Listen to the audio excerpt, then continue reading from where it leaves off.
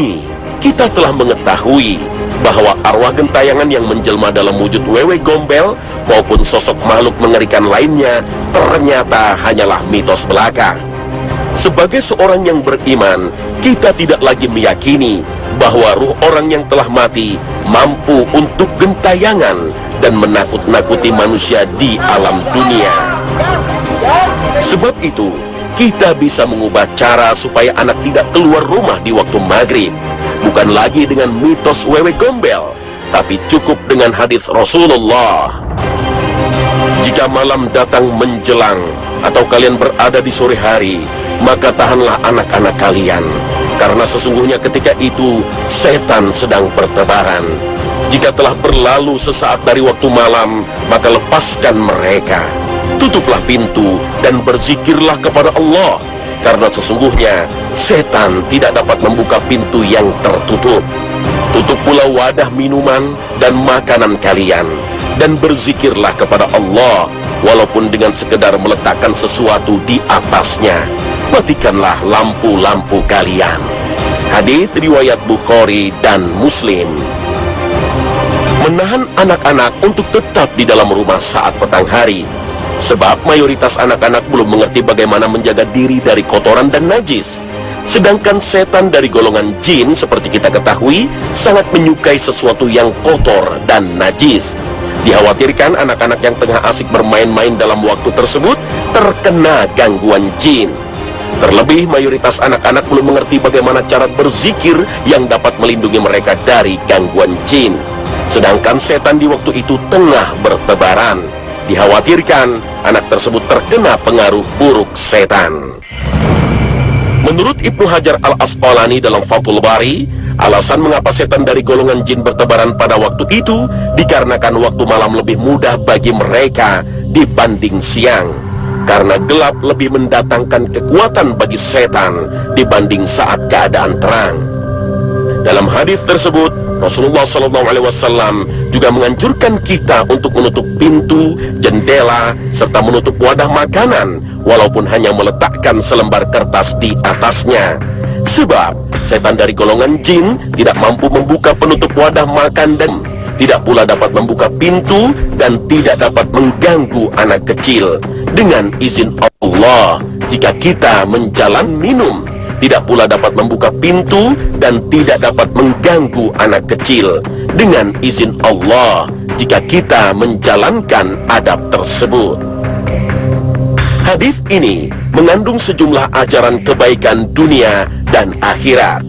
Rasulullah SAW memerintahkan kita untuk melaksanakan adab-adab ini agar menjadi sebab Allah menjaga keselamatan diri kita, anak, serta harta kita dari gangguan setan, baik setan dari golongan jin maupun manusia.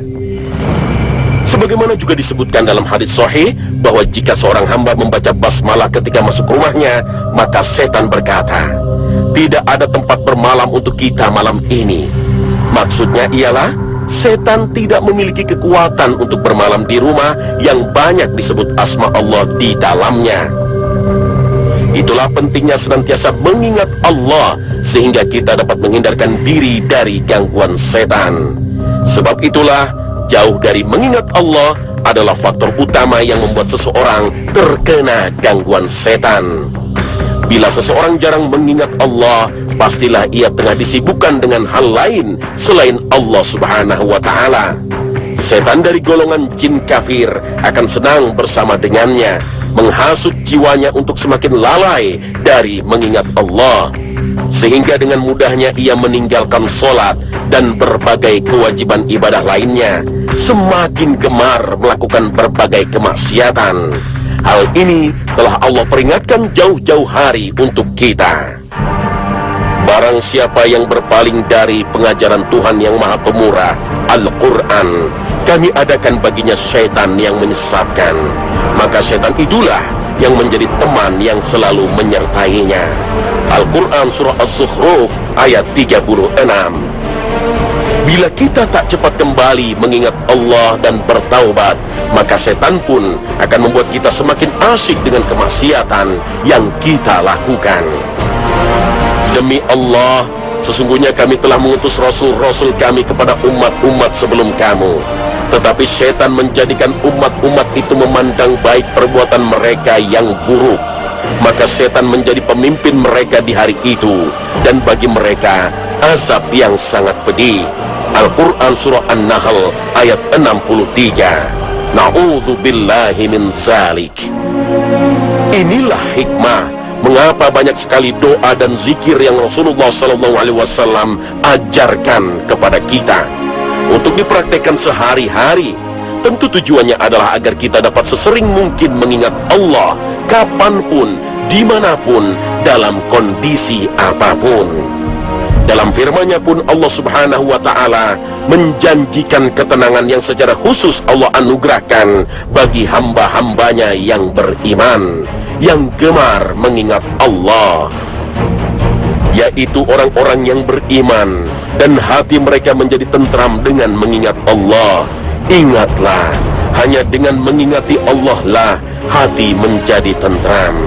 Al-Quran Surah Ar-Ra'd ayat 28. Saat kita hendak sarapan misalnya, biasakanlah untuk membaca basmalah, Bismillahirrahmanirrahim. Bila tidak, maka setan akan menyertai kita dalam menyantap hidangan tersebut. Dengan membaca basmalah akan menghindari campur tangan setan dalam makanan dan minuman yang akan kita konsumsi.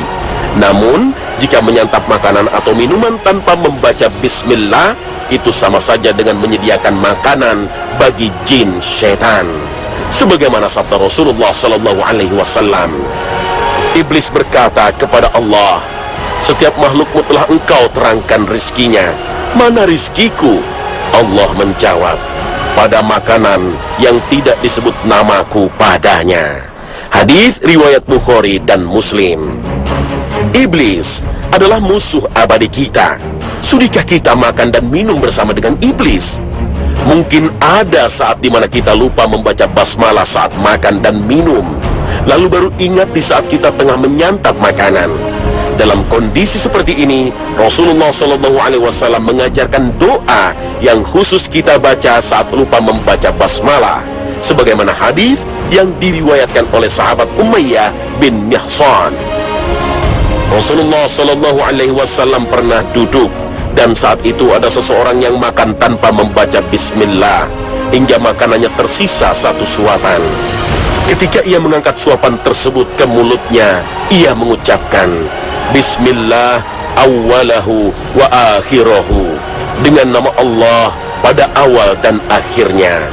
Nabi SAW pun tertawa dan beliau bersabda, setan terus makan bersamanya hingga ketika ia menyebut nama Allah bismillah, setan memuntahkan apa yang ada di perutnya.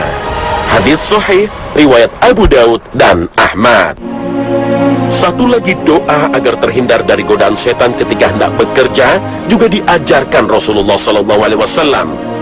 Karena saat hendak bekerja, kita tidak akan pernah tahu hal apakah yang akan terjadi dalam perjalanan kita. Apakah musibah atau cobaan di perjalanan. Juga tak pernah tahu seberapa besar rezeki yang akan kita dapatkan hari ini dari Allah. Sungguh tak ada yang tahu kecuali Allah Jalla Jalaluh. Untuk itu, sebagai muslim kita disunnahkan untuk meminta perlindungan dengan doa.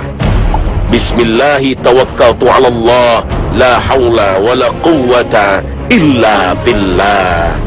Dengan nama Allah, aku bertawakal kepada Allah, tiada daya dan kekuatan kecuali dengan pertolongan Allah.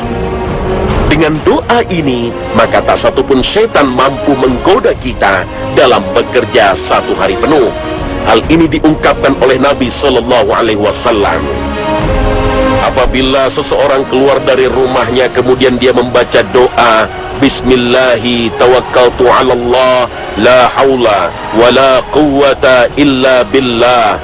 Dengan nama Allah aku bertawakal kepada Allah, tiada daya dan kekuatan kecuali dengan pertolongan Allah.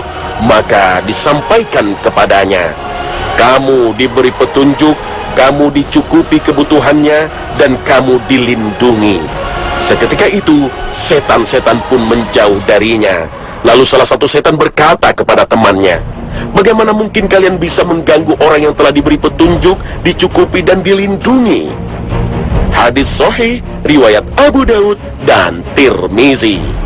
Masya Allah, begitu dahsyatnya doa ini. Dengan membacanya, kita tidak hanya memperoleh jaminan keselamatan dari Allah Ta'ala, namun juga akan diberikan petunjuk oleh Allah sehingga tidak terkena bujuk rayu setan, serta dicukupkan segenap kebutuhan kita selama berada di luar rumah.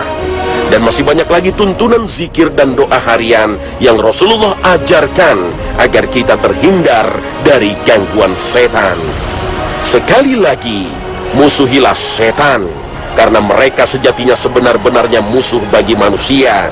Tidak ada yang namanya wewe gombel, juga tidak ada ritual untuknya. Alih-alih ingin mengusir, justru kita terjebak dalam lingkaran kesyirikan.